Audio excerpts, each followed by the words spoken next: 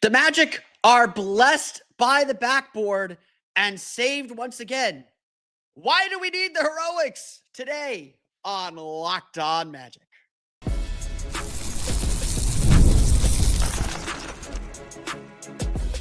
You are Locked On Magic, your daily Orlando Magic podcast. Part of the Locked On Podcast Network, your team every day.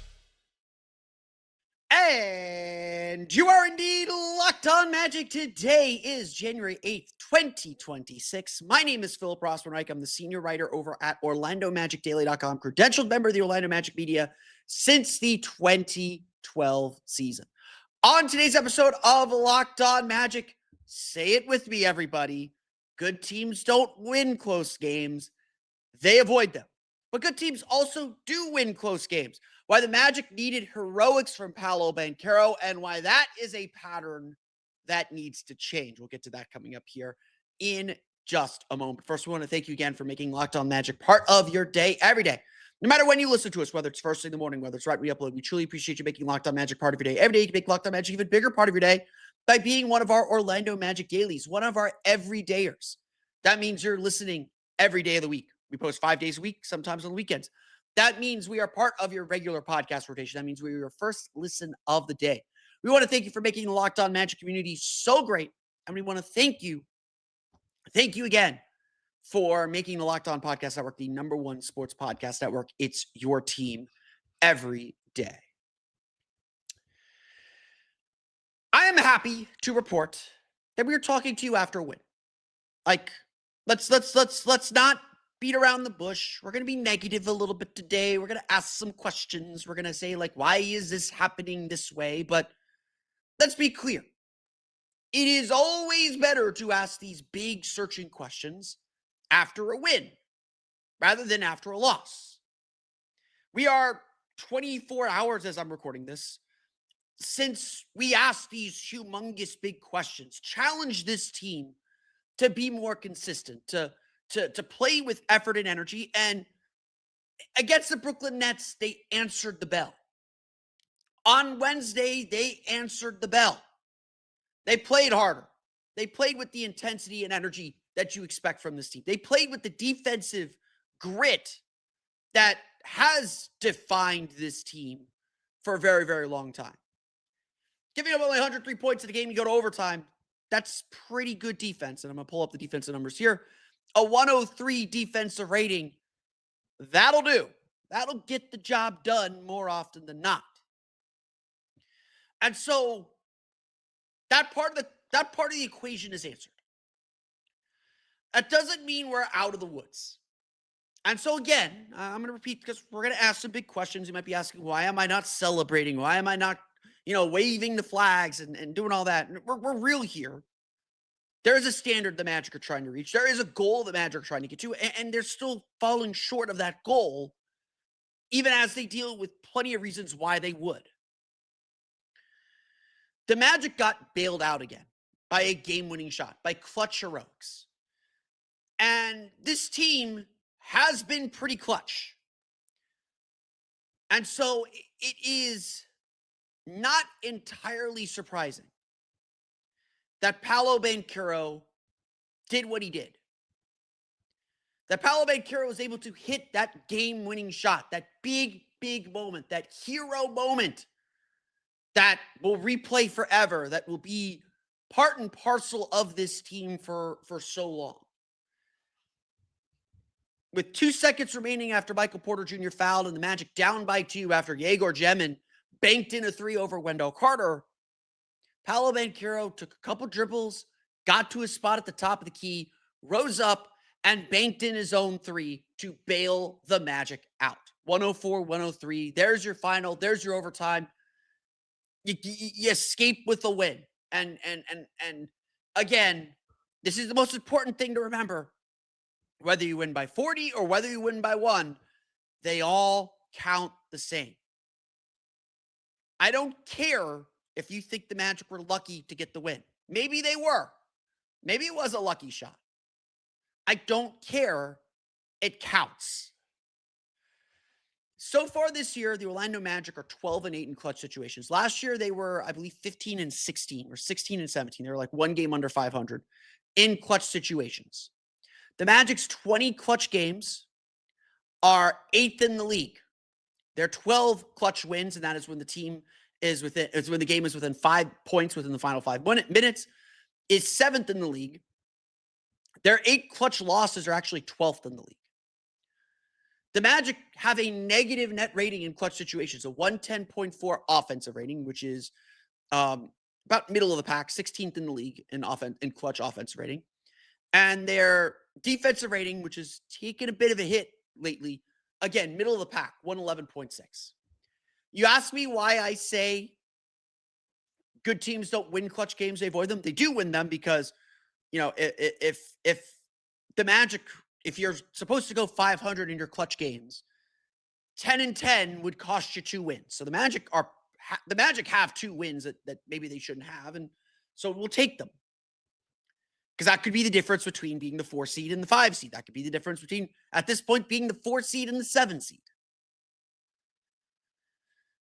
The Magic have been able to steal victories. Whether it was Desmond Bane beating the Portland Trailblazers, whether it was Desmond Bane beating the Utah Jazz, whether it was Franz Wagner and his, I think it was 9-0 run to beat the Brooklyn Nets in the NBA Cup, whether it's Desmond Bane making those shots against the Detroit Pistons. You take them where you can get them. So I'm not going to sit here and complain about a win. But here's the issue. Why did this game come down to overtime? Forget anything else. Forget the clutch situation, the last second shots, those hero moments. Why did this game come down to overtime? The Magic were up by 15 heading into the third quarter. They played this incredible defensive game. Through the first 3 quarters, as I drag my cursor here to get the stats, through the first 3 quarters, the Magic were by far the more dominant team. They were cruising to a victory. Orlando had a very respectable, but still under their average 114.5 offensive rating and a 92.8 defensive rating. This was everything we asked for. The Magic should have been, again, cruising to a victory if they could just not get tight. Because Brooklyn outscored them 29-14 in the fourth quarter. But even that doesn't quite tell you what happened. Because Orlando still led by 8 with 3 minutes to play. The game simply came down to shot making. And Brooklyn finally caught fire. They were 5 for 10 from 3 in the fourth quarter. They were 3 for 6 from 3 in overtime. After shooting less than 30% from 3, and Orlando seemed to be pretty content to let them shoot threes, which maybe they were playing with fire on that. Bad defensive strategy. We could get to that. But this still came down to the Magic's offense just going into the tank again. Things getting slow, relying on Paolo to do everything, especially against a Brooklyn defense that was trapping so much and trying to get the ball out of Paolo's hands. So the longer you waited to make your move, the less time you had to get others involved. So Orlando couldn't get downhill to the basket. Orlando was missing open shots they were getting, and they were just generally tight. And we've seen this story before because the Desmond Bane shot against Portland, Magic were up by 8 with a minute to play or a minute and a half to play in that game.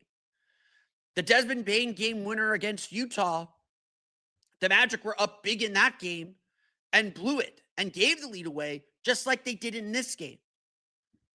Needing a heroic shot in the last seconds to win it. The Magic have had plenty of hero moments, and they have the players who can hit the big shots. Whether, again, it's Desmond Bane and those shots, Franz Wagner and his shots, Paolo and his shot. It's not just this one. Had the big shot against Indiana last week. It's Anthony Black and some of the shots that maybe he made in Houston, against Houston in that overtime game. The Magic have the players to make the big shots. It's, why are we getting to that point in a lot of these games anyway? because Orlando has one of the worst net ratings in the fourth quarter. 20th in the league with a minus 2.6 net rating in the fourth quarter. They have a 110, and this is entering tonight's game because, this is entering tonight's game, I believe. They have a 110.9 offensive rating, which is 23rd in the league. Brooklyn, 108.2. So Brooklyn went against type to score a lot in the fourth quarter. And their defensive rating slips to 113.5, which is, again, about middle of the league. If you're wondering why we're just all wringing our hands about the Magic right now and not super confident about them, it's because, quite frankly, they're inconsistent. We don't know what we're going to get from them night to night. And that is seen in the way that they play in the fourth quarter. When they get tight, when the games get close, when they need to execute and get baskets.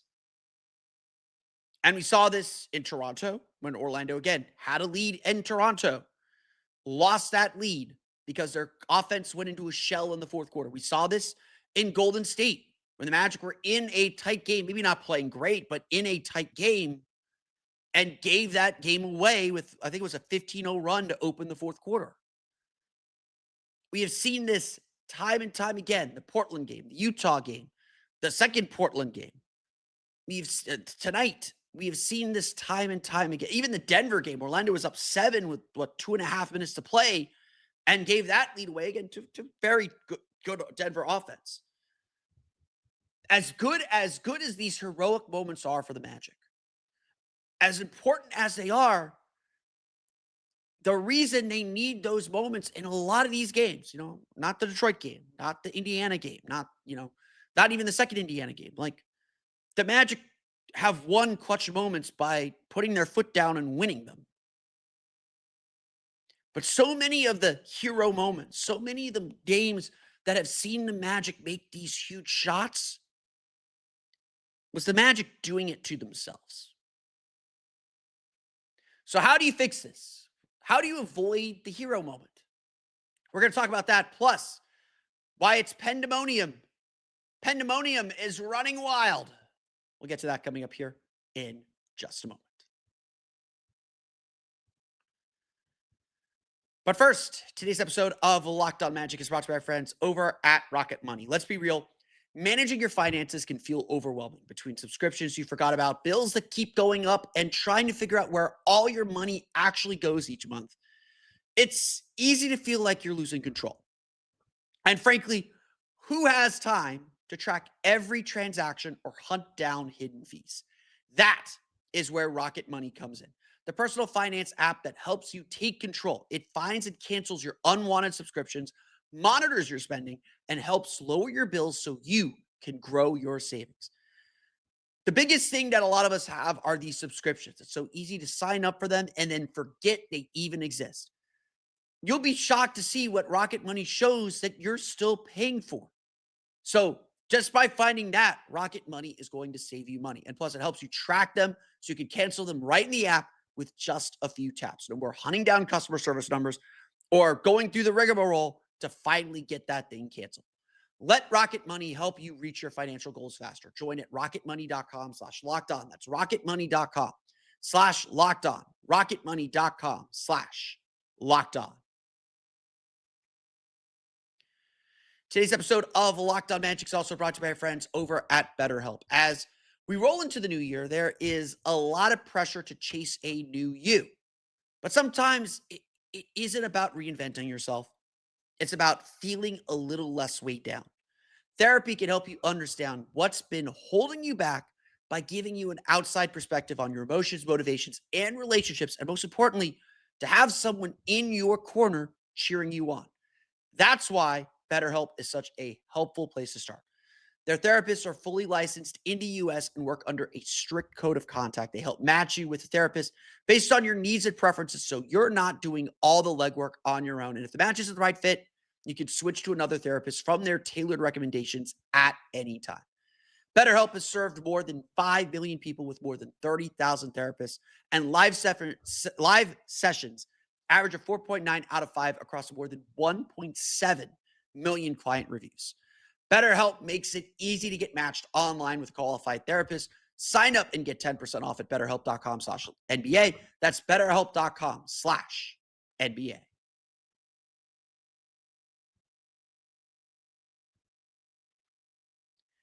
We want to thank you for making Locked On Magic first listen of the day, and thank you for making Locked On the #1 sports podcast network. If you haven't already, go check out our new Everydayer Club.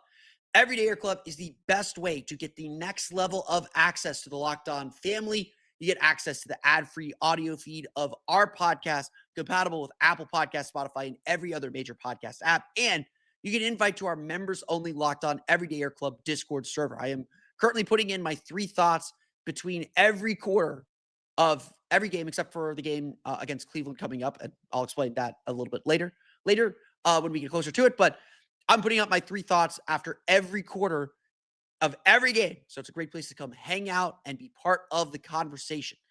You can check this out at lockedonmagic.supercast.com. That's lockedonmagic.supercast.com, or tap the link in the show notes to learn more. So how did we get here?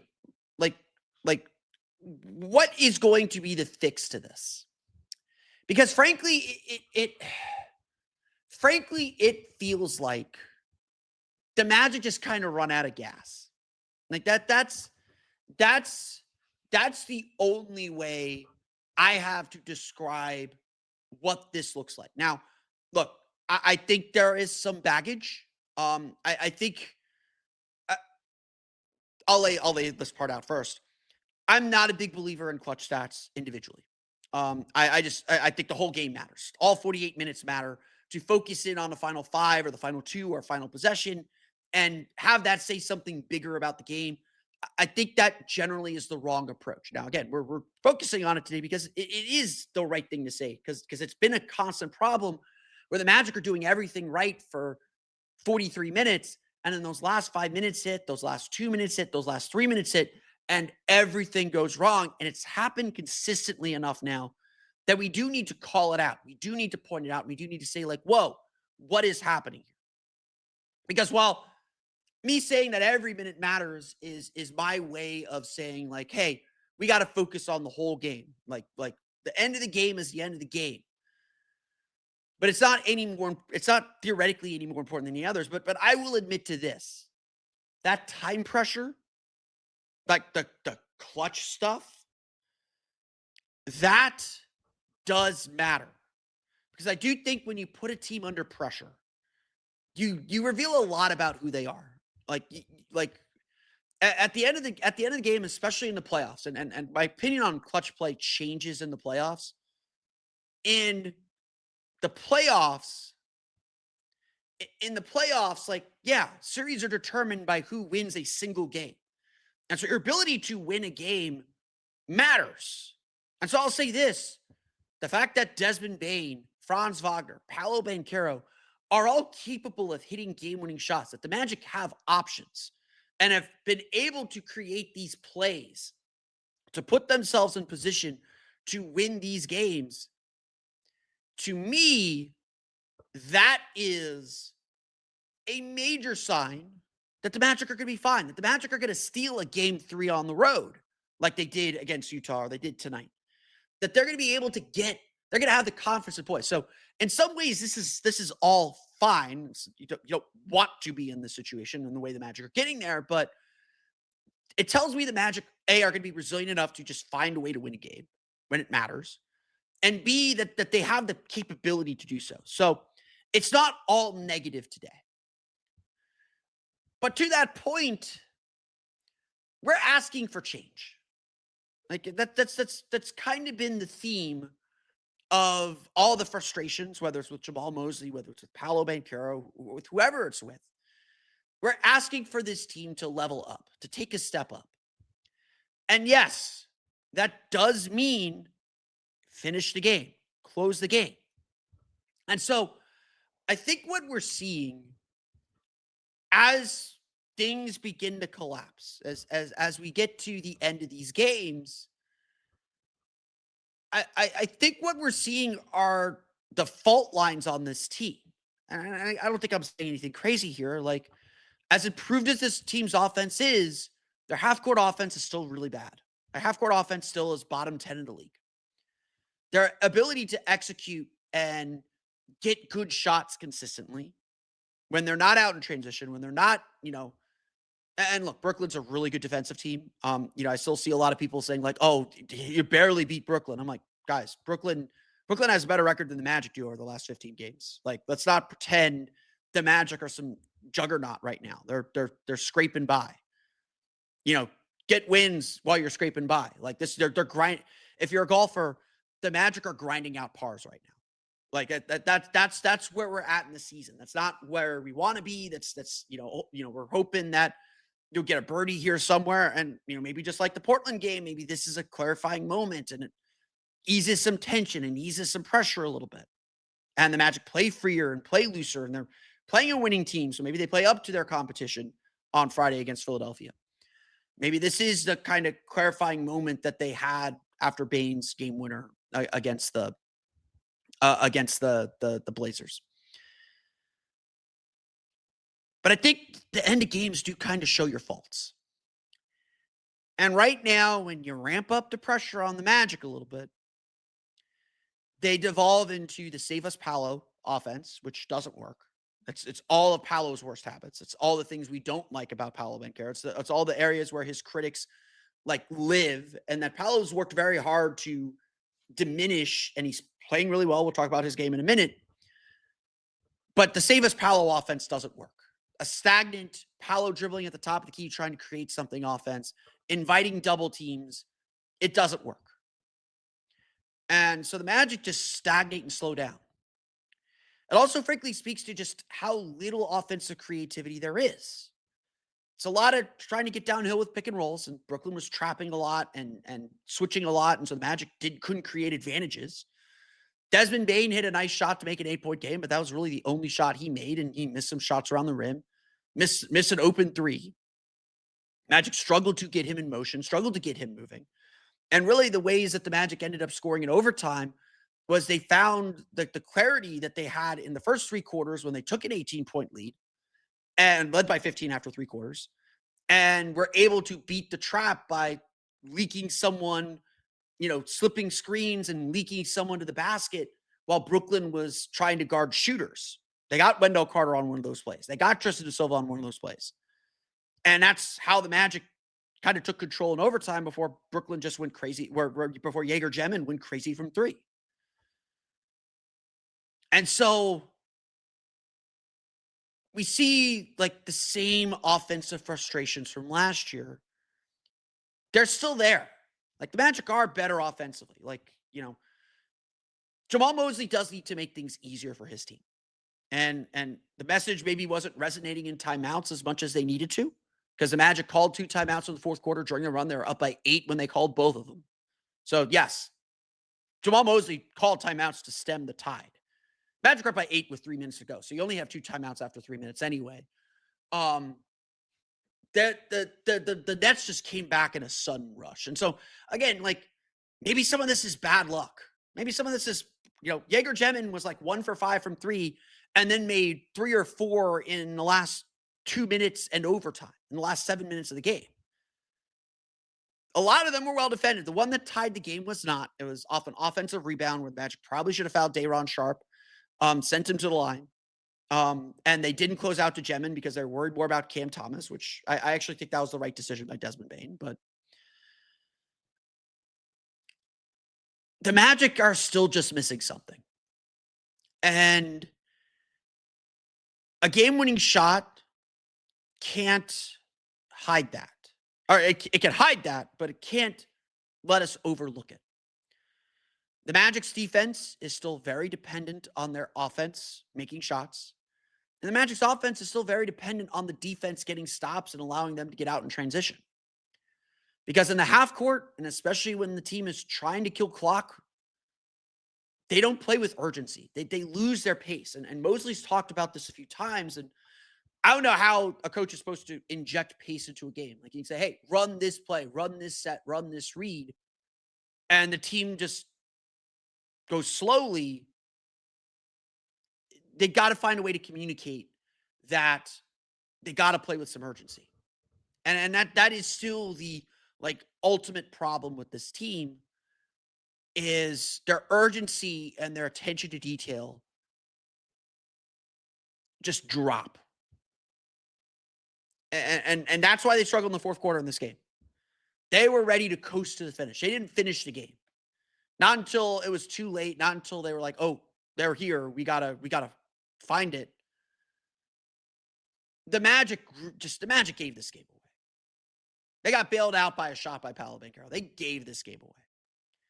And unfortunately, that is not the first time that's happened. And so the Magic got to figure out a way to fix it, like so many other problems. And look, Franz is going to help have another attacker, another matchup nightmare that makes it really difficult for teams like Brooklyn to guard him. Jalen Suggs is going to help. Having Mo Wagner coming off the bench is going to help just to have another scorer. Another guy who's thinking offense. The Magic just do not have enough of those guys. The capability is all there. And that's what's frustrating. We know this team can. And we're asking why they don't. And so, in a lot of ways, even though the Magic were better in this game, even though the Magic did, for 3.5 quarters, did everything that we have asked them to do, responded to the call, put that Washington game behind them. It's all still of the same type. It's still the same issue. It's why doesn't this team play with the urgency and intensity that we're used to? And maybe we need to adjust our expectations. Maybe this isn't that team. I think that's a bad thing, to be perfectly honest. I think that's a sign of, they're not going to be as good as we think they're going to be, or maybe they're trying to reserve it and save it for later in the year. Maybe the travel is a big deal. Like I think the Magic are starting to push this out a little bit more. I do think it is worth considering. They've been traveling a lot. And that travel doesn't stop until they get back from Europe. But they've logged a lot of miles in the last month. And that's not an excuse. You got to find a way. But that certainly explains some of the sluggishness. But again, this is what they have to figure out. It's the same issue as Tuesday night. It's different, but it's the same issue. And it's been an issue throughout the course of the season that the Magic just have been able to overcome, have been able to hide, but remains a huge deal moving forward. I promised pandemonium. I promised some Noah Penda talk, so let's go through the box score. We'll get to that coming up here in just a moment. But first, today's episode of Locked On Magic is brought to you by our friends over at FanDuel. Fridays already feel different during basketball season, and FanDuel is making them even better. Every Friday night before the games tip off, FanDuel gives fans a new way to kick off the weekend with NBA Happy Hour. NBA Happy Hour is your official pregame, a limited time window where special offers drop right inside the FanDuel app before the action starts. From 6 to 7:30 Eastern, FanDuel is the place to be for NBA Happy Hour because they're always bringing something new, whether it's boosts, bonuses, or surprises. It adds a little extra energy to Friday night basketball without overthinking it. So before tip-off, check out the FanDuel app and see what's dropping during NBA Happy Hour every Friday from 6 to 7:30 p.m. Eastern. A little basketball, a little action, and a whole lot of Friday energy. That is NBA Happy Hour, only on FanDuel, the official sportsbook partner of the NBA.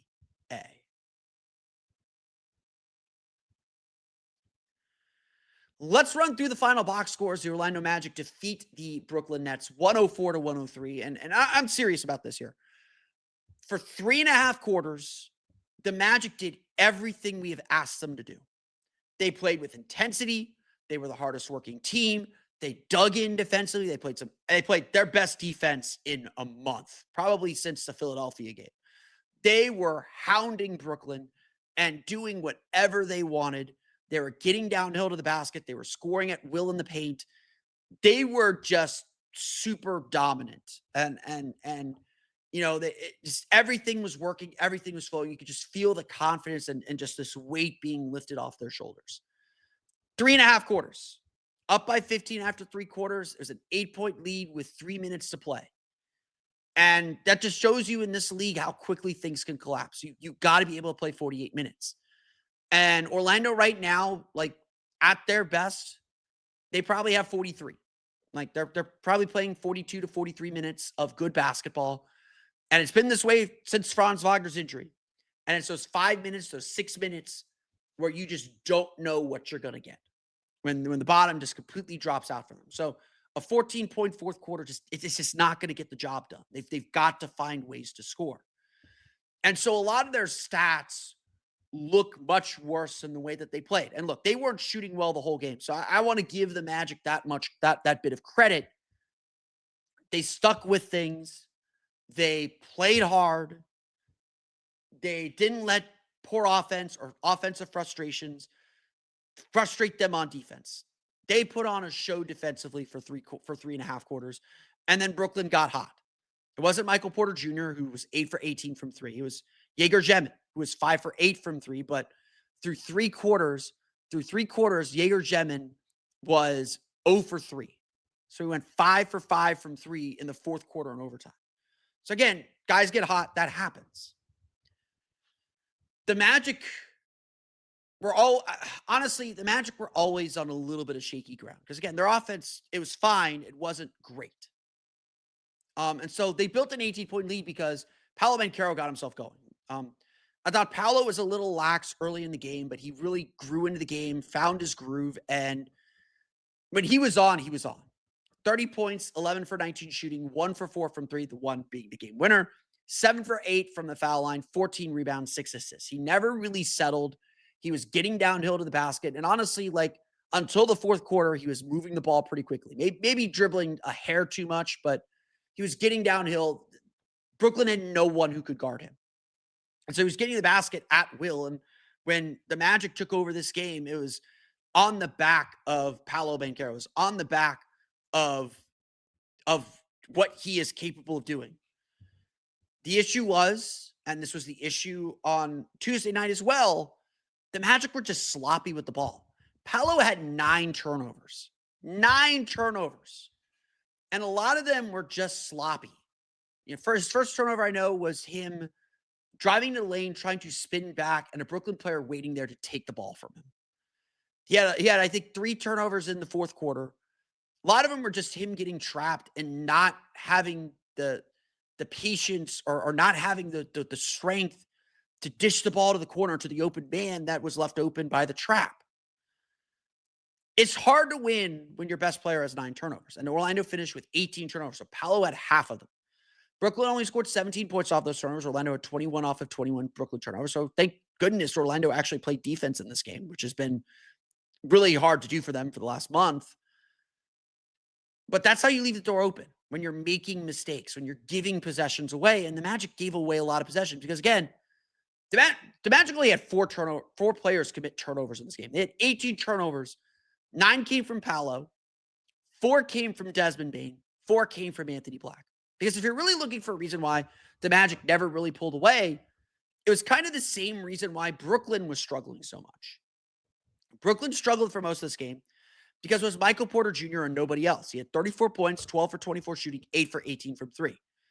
In the third quarter, after 3 quarters, so again, we're going to look at after 3 quarters, only Cam Thomas was in double figures with 10 points. Jaeger Jemin, who ended up with 18 points, was scoreless after 3 quarters. You can't win if you're a one-man show. And the Magic, especially without Franz and Jalen, they have needed contributions from Desmond Bane and Anthony Black.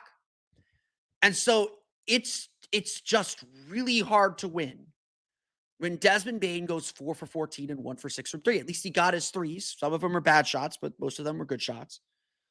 He missed shots. Maker missed league, 9 points, 4 turnovers. Anthony Black, who had been playing so incredibly, has started to come back to earth. He had a bad shooting night on Tuesday against Washington. Bigger defender on him and Jaeger Jemin. 5 points, 2 for 11 shooting, 1 for 4 from 3. 4 rebounds, 6 assists. The assists are great. Moving the ball well. Some of his turnovers were him being aggressive in transition, trying to push the ball up court, trying to make passes. But again, 2 of your most important scorers right now not making shots. That makes it really hard to win. Like, again, it's math. 6 for 25 between your two of your three best players. Paolo's at 11 for 19. And look, Magic went away from him. Wendell Carter was 8 for 14 for 20 points. Had a great game. Tristan Da Silva starting again. 14 points, 6 for 10 shooting. Did a lot of damage early in the game. We'll get to Noah Penda here in a minute. But Noah Penda had 13 points, 11 rebounds. Inefficient 5 for 15, but got some offensive rebounds. Was able to chase his own rebounds. We'll talk about him more specifically here in a minute. But the Magic need their best players to perform. They need them to score. That is a big key. That is a big part of the puzzle. And that was a big part that was missing in this game. That was a big part that the Magic didn't get right. So, again, like, Magic still should have won. Still should have won it easily despite that. They had enough offensive weapons. But again, you look at this Magic team, it's like, well, who's creating? Well, Paolo's the big creator. They rely on Dez to create a little bit. He's up and down with that. They rely on AB to create a little bit. He's up and down with that. And that's how you kind of blow a lead. Now, I want to give credit to Noah Penda. That dude is all energy. I love watching that dude play. It's hard not to play him because he just plays with so much energy. 13 points, 5 for 15 shooting, 3 for 5 from 3, 11 rebounds, 5 offensive rebounds. Used his fouls, 4 fouls, with 2 blocks as well. One of those blocks came. There's a possession, and then this defines why Noah Penda needs to play. He got an offensive rebound. He got a shot near the basket, missed it, got an offensive rebound, couldn't rise up to dunk, shot it again, got the rebound, went up to shoot again, missed it, didn't get the rebound. Brooklyn's out on a 2-on-1 fast break. Everyone's given up on the play except for the guy that got back. Noah Penda trails it, blocks the shot after the pass. That's what you ask for. Like, you're going to make mistakes in the game. No, like, you care if you make mistakes, but it's how you respond to mistakes that defines a team. And, like, again, what worked about this Magic team for so long is, like, yeah, they missed shots, but they didn't let it affect their defensive energy. They kept coming after you defensively. They dragged you into the mud with them. And the Magic are doing that right now. Noah Penda is a guy that's going to drag you into the mud. And that's why, like, Paolo Banchero said after the game on the walk-off interview on FanDuel, on FanDuel Sports Network Florida, how did this guy slip to the second round? Like, he is just so talented. You can tell, like, he still doesn't know what he's doing. He's still learning so much, but he has so many skills already. It's impossible not to play this guy. He was great on Tuesday. He was great tonight. And look, he's still wildly inefficient.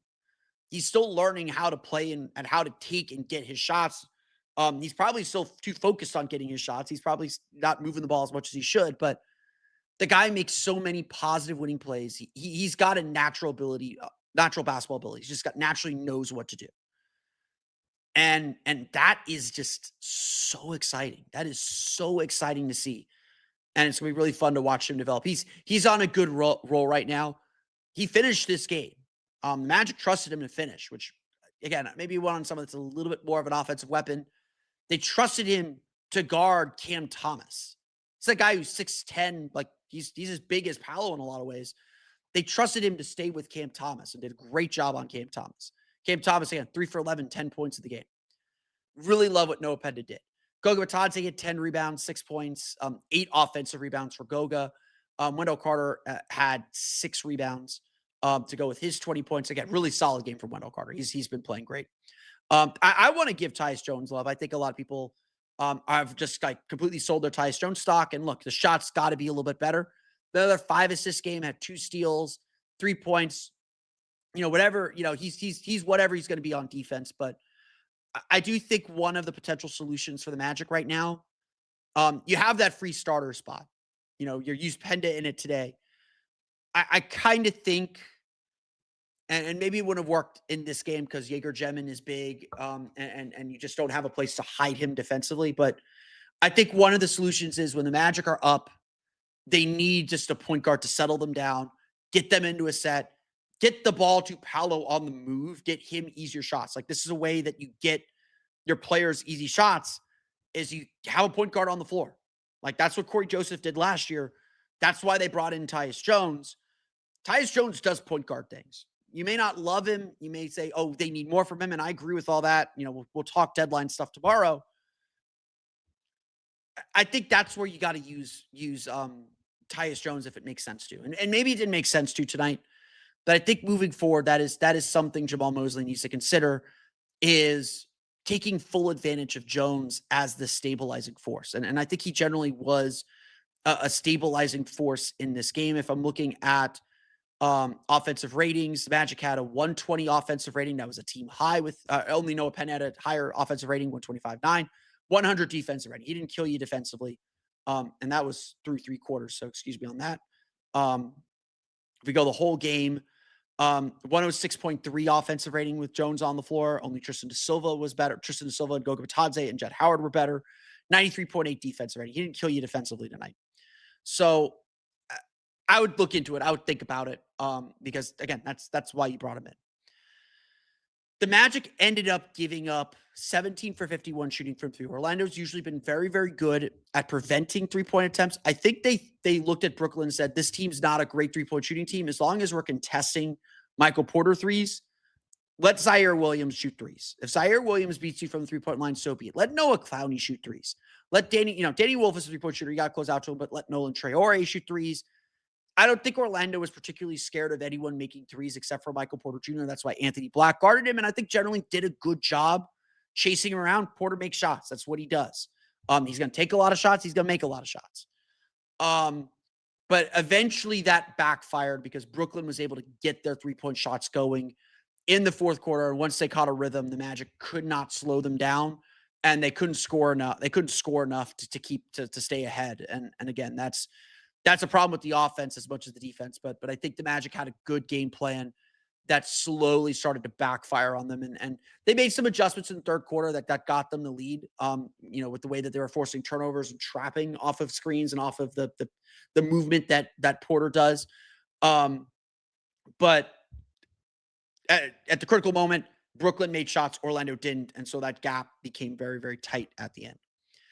The Orlando Magic defeat the Brooklyn Nets 104-103. They will be back in action on Friday at the Kia Center in a potentially very big game, 1-1 series between the Magic and the Sixers. I believe this might be the last game that the Magic play against the Sixers. They might go to Philadelphia.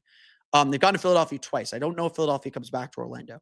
So this could be for the season series between two teams that are fighting for playoff positioning. So Friday is a very, very big one. We'll see if the Magic are up to the challenge against the Sixers on Friday. But that's going to do it for me today. I want to thank you all again for listening to today's episode of Locked On Magic. Of course, find me on Twitter at PhilipRR_OMD and on Blue Sky at PhilipRR. You can subscribe to the podcast at Apple Podcasts, Stitcher, TuneIn, Himalaya, Google Play, Spotify, Odyssey, and all the places you don't know podcast to your podcast-enabled listening device. You can check us out on YouTube as well. Just search for Locked On Magic.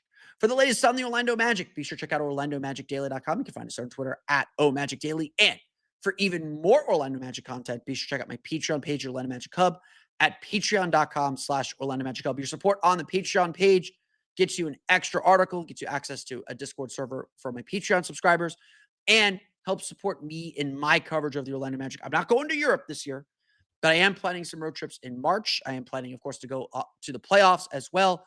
And the Patreon helps me fund all of that. So thank you all for your support. We want to thank you for making the Locked On Podcast Network the #1 sports podcast network out there. So if you want a little bit more Locked On in your life, join the Everydayer Club. You can get Locked On Magic ad-free plus a members-only Discord access for that as well. Head to lockedonmagic.supercast.com. That's lockedonmagic.supercast.com to join the club today. For those of you on video, we're going to send you to the first ever 24/7 national NBA YouTube channel. On audio, make sure you make your second listen NBA Game Night on Locked On Bay, where I'm sure they'll be talking about the Magic's big win over the Brooklyn Nets. But that's going to do it for me today. I want to thank you all again for listening to today's episode of Locked On Magic. We'll be back tomorrow, because I do want to talk about the Trae Young trade, about where the Magic go at the deadline, and begin thinking a little bit as we are a month away from the trade deadline, less than a month away from the trade deadline now. Begin thinking a little bit more seriously about which direction the Magic go and which direction the Magic need to go, and do a standings checkup as well. We're going to get to that on tomorrow's episode of Locked On Magic. But until then, for Orlando Magic Daily and Locked On Magic, this has been Philip Rossman-Reich. We'll see you all again next time for another episode of Locked On Magic.